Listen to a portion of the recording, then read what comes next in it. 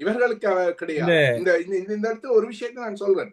பாராளுமன்ற உறுப்பினர் கஜேந்திரகுமார் பேசுகின்ற பொழுது, நீங்கள் உங்களுக்கு வாக்களித்த மக்களுக்கு துரோகம் செய்து விட்டீர்கள் என்ற வார்த்தையை தான் அவர் பயன்படுத்தி இருந்தார். அது ஒரு ஒரு பாராளுமன்ற உறுப்பினர் என்ற வகையில் அவர் சொன்னதில் ஒரு அர்த்தம் இருக்கிறது. ஆனால் அவர் ராஜினாமா செய்ய சொல்லியோ அல்லது அந்த அவர்களை பற்றி எது இந்த விஷயம் நான் சொல்லவில்லை என்று நான் நினைக்கின்றேன். அப்ப அந்த வகையில பார்க்கின்ற பொழுது இவர்களுக்கு அந்த தார்மீக ரீதியான எந்த உரிமையும் இல்லை. இவர்கள் கடந்த காலத்தில் பல மோசமான செயற்பாடுகளை செய்து போட்டு இப்பொழுது மற்றவர்களை பார்த்து குறை கூறுவது என்பது எந்த வகையிலும் ஏற்றுக்கொள்ள முடியாத ஒரு விஷயமா. அப்ப இதனூடாக இவர்கள் என்ன செய்ய வருகின்றார்கள்? அப்ப அதைத்தான் நாங்கள் யோசிக்க வேண்டும். இப்ப இந்த அரசாங்கத்தை எதிர்த்து போட்டு இவர்கள் யாரை கொண்டு வர விரும்புகின்றார்கள்? இந்த விடயத்தில் நாங்கள் கவனிக்க வேண்டும்.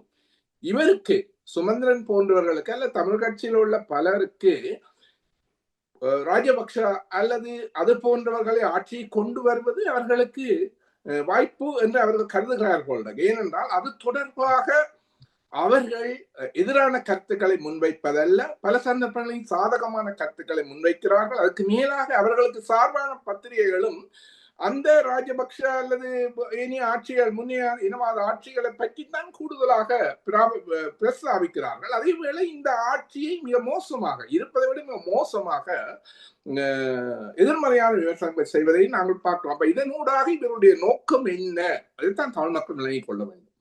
இவர்கள் என்ன செய்ய விரும்புகின்றார்கள்? இப்ப அனுர அரசை நாங்கள் எடுத்துக்கொண்டோம் என்றால் நாங்கள் 2 வகையாக சிந்திக்க வேண்டும். அந்த அரசு நாங்கள் இலங்கையராகவும் சிந்திக்க வேண்டும், தமிழராகவும் சிந்திக்க வேண்டும். இந்த தமிழராக நாங்கள் சிந்திக்கின்ற பொழுது எடுத்தேன் கவுண்டேன் என்று நாங்கள் உடனடியாக அந்த அரசிடம் எல்லாம் செய்ய வேண்டும் என்று எதிர்பார்க்க கூடாது.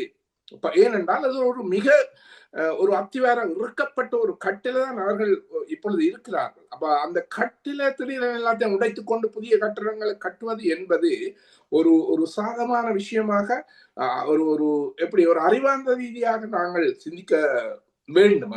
சாத்தியமா என்பதை சிந்திக்க வேண்டும். நிச்சயமாக அடுத்த விஷயம், நாங்கள் இப்பொழுதும் இலங்கையர் தான். அப்ப நாங்கள் இலங்கையராகவும் சிந்திக்க வேண்டும். இப்ப இன்றைக்கு 1000 குறைகள் இருந்தாலும் இந்த அரசாங்கம் இலங்கையர் என்ற வகையில் நாங்கள் சிந்திக்கின்ற பொழுது பல நல்ல விஷயங்களை செய்து கொண்டு வருகின்றனர். நல்ல விஷயங்களை செய்து கொண்டார். அது எங்களுக்கு நன்மையான விஷயங்கள் தான். நாங்கள் எங்களுக்குரிய விஷயங்களுக்கு முன்னுரிமை கொடுக்கணும் என்று கேட்கிற பிள்ளை இல்லை. ஆனாலும் அதை நாங்கள் படிப்படியாக செய்ய முடியுமா?